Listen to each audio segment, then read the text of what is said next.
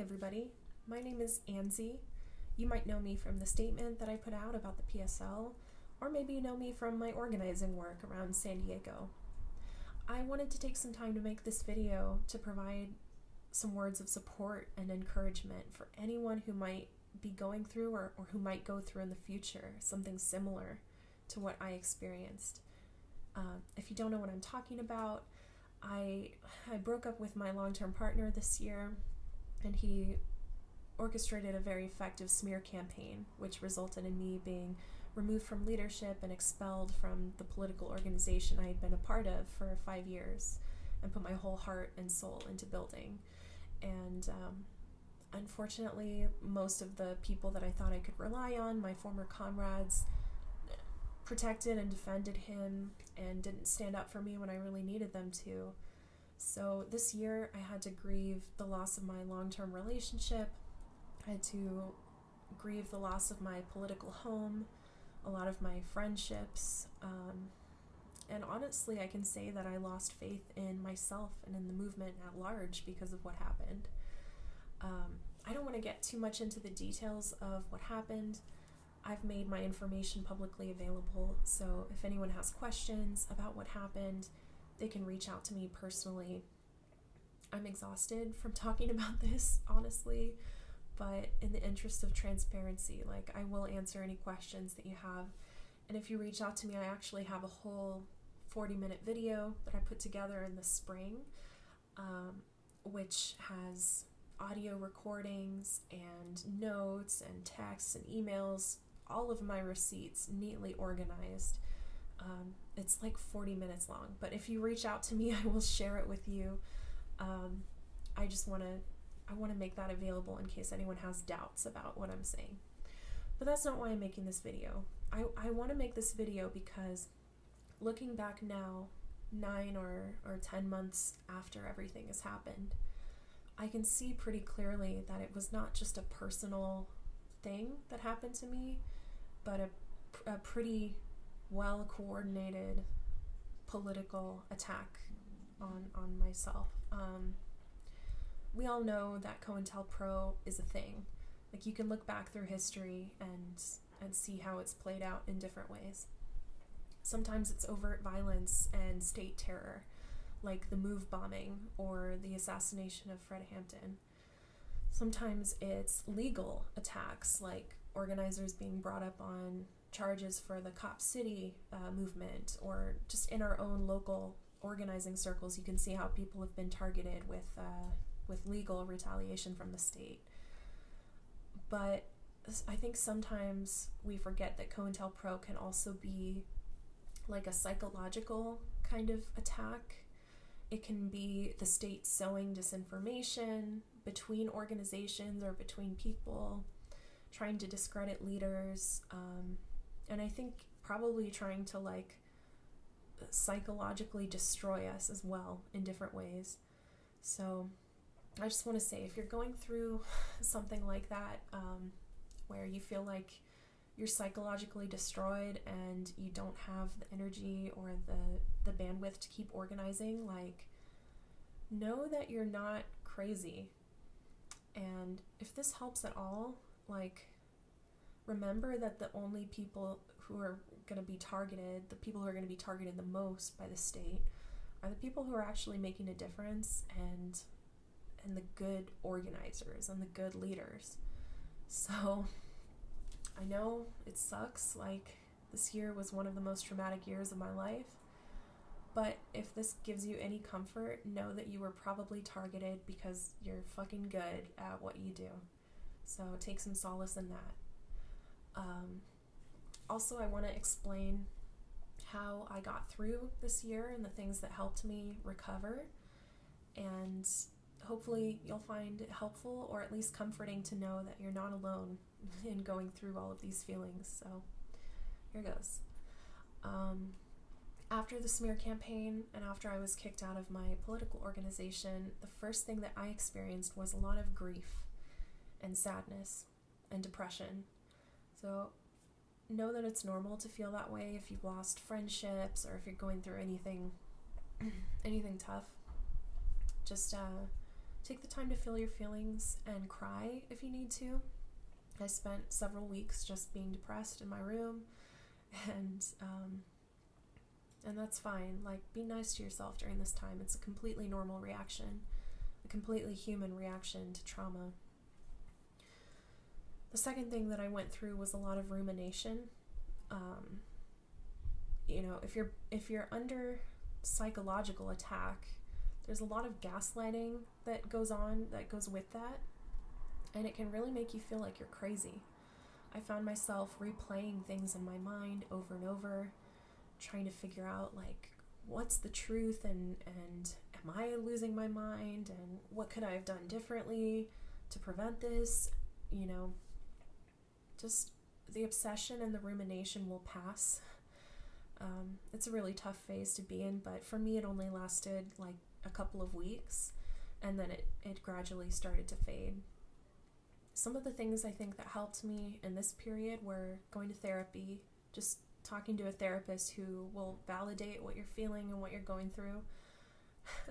My therapist thought the whole thing was pretty wild. Like, she said, wow, you can't make this stuff up, but it feels good to have someone who's like in your corner for sure, and who will help you work through your emotions and sort of organize your thoughts. The other thing that helped me was writing, but I do want to say that writing or journaling can be kind of difficult during this time because your brain feels scrambled. It's really hard to like put things in order and put together coherent thoughts. So if you're trying to write about what happened to you and you're finding some difficulty in doing that, just know that that's normal, and your brain kind of starts to settle after a couple of weeks, and you'll find that your thoughts are becoming more coherent and you're more able to like put things in order. You might even experience some memory loss. That wasn't as much of a problem for me, but I've heard in the past when I've gone through trauma, and I've heard from other people, like memory loss can be a big thing during this period. So just know that it'll pass and know that it's normal. And again, be kind to yourself. After the depression and the rumination, I really focused on my own healing, which was kind of hard because I had been organizing for 5 years, over 5 years, without any breaks. When I did take a break from organizing, it was only for like 1 or 2 weeks at the absolute most. And I felt a lot of guilt because I know that there are homeless people sleeping on the streets. I know that there are migrants in the camps at the border. The war and occupation continues. And it was really hard for me to like give myself time to just rest and heal because I felt this responsibility to keep working. But what I had to tell myself is that you can't pour from an empty cup, and if you want to give to others, you have to first give to yourself and find that like stability to be able to help others. So try not to feel guilty, try to be kind to yourself, and just really focus on your own healing after you've gone through something like this, because that's what you need, honestly, in order to keep going and keep contributing to the movement. You have to regain that sense of self-love that you might have lost. Some things that helped me a lot were reading books. I've always loved books. They're very comforting, especially in times where you feel completely alone. They can be like a good friend. I started getting back into music, which I hadn't really focused on for a while, so that was cool. I learned to speak Spanish. I improved my Spanish, and I learned to salsa dance, which was kind of fun.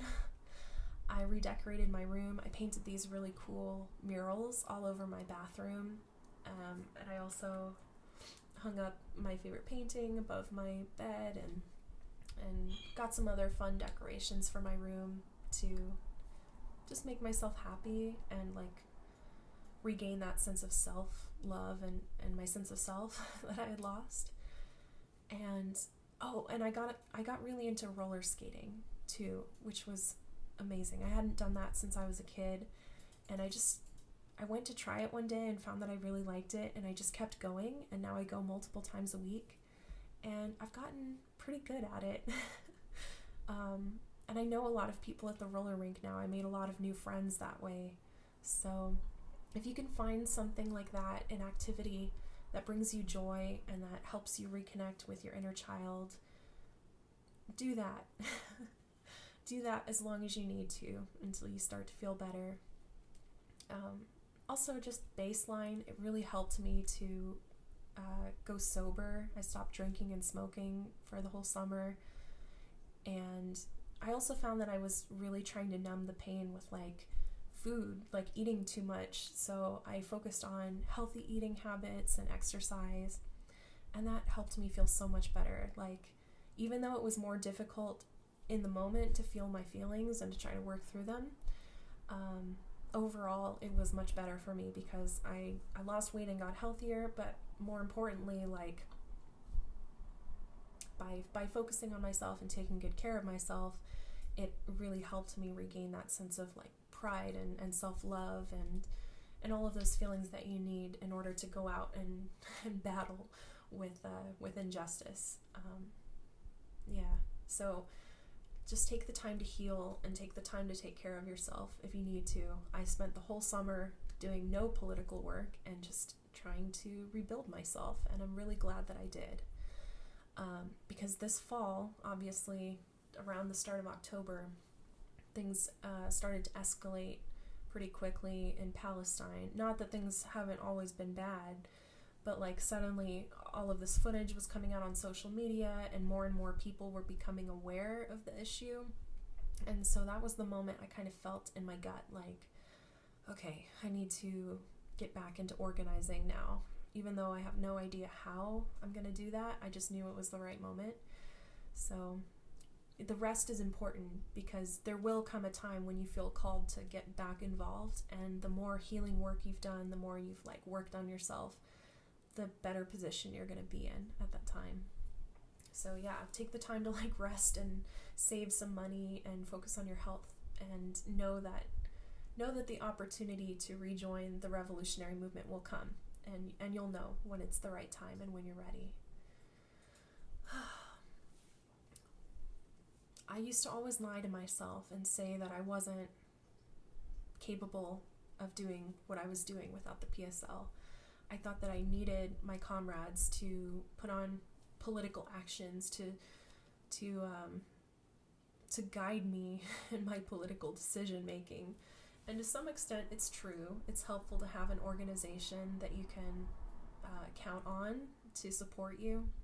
It's helpful to have political guidance from mentors or people that have more experience and a different perspective from you. But at the same time, I just want to reassure you, like, you have the skills and knowledge that you need to be successful with or without an organization. And what I did, I just started doing things as an individual. I started organizing like city council campaigns and little banner drops and things like that. And I actually found a lot of people came to me and like sort of formed a little group around me and what I was working on. So even if you haven't found an organization that you believe in yet, and you're trying to like restart your political activity, just start doing things, even something small, whatever you happen to be capable of in that moment. It's enough, I promise you. Every little bit helps the movement. And you'll find that by becoming active again, by putting yourself out there and being brave, you'll be able to connect with other people that think the same as you and want to work with you. So yeah, don't let the fact that you've lost your political home stop you from doing the right thing and organizing, because you are smart, you are capable, you are strong, and you wouldn't be targeted with this kind of psychological campaign of terror. Frankly, like, you wouldn't be targeted in this way if you weren't a very good organizer. So yeah, I think that actually, when I reflect on it now, the PSL might have been holding me back from a lot of things, because I wasted a lot of time sitting through meetings that didn't necessarily have a good outcome, like didn't result in major political action or anything, just long meetings with no real purpose. And I had to ask permission for everything that I wanted to do. It was always a pain just trying to drag people along to actually do something.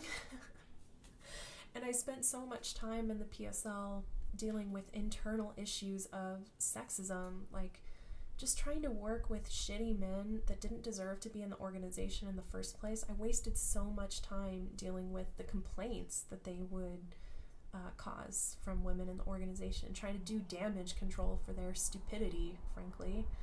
And now that I'm re-entering the political world without that anchor, frankly, dragging me down, it's so liberating. I've been able to start multiple organizations on different campuses, helping young activists start protests and banner jobs in all areas of the county. And in 1 month of working by myself, just in 1 month, I've been able to accomplish what I would have accomplished in a year in the PSL, because they held me back that much. I'm not even exaggerating. It is incredible. And yeah, anyway, just know that whatever you're doing as an individual is enough. And then the last part I want to add to this video is, once you're out there and you're doing political work again, you will find other organizations. For me, I always told myself the PSL is it, right? There is no other organization that's more effective. There is no other organization that has the same training and mentorship opportunities for me. And I always said if I found a better one, I would leave. But I never did. But that's because I wasn't looking for one, right? And now that I'm out there in the movement again, and I'm actually looking for opportunities to join an organization, I found 5 or 6 that are just as effective, if not more. They're better, okay? So I don't know. I just want to reassure you, if you've lost your political home, don't give up on political organizing altogether. This is just one chapter of your story, and you never know what could happen in the next one. So yeah, this is getting long. I'm just going to end by saying, if anyone needs help, if you're going through a crisis of faith and you don't think you're good enough to keep organizing, reach out to me. I would love to listen to your story, and I will do my best to help build up your confidence and help you get back out there, because the movement needs you, right? The poverty and war and racism and sexism and homophobia, they're not just going to go away. We have to keep fighting, and part of that is overcoming the smear campaigns and the pessimism and anything else that might get thrown in your way to try to stop you. So don't let them stop you. Don't let people tear you down and make you think you're not good enough, and keep fighting. That's all.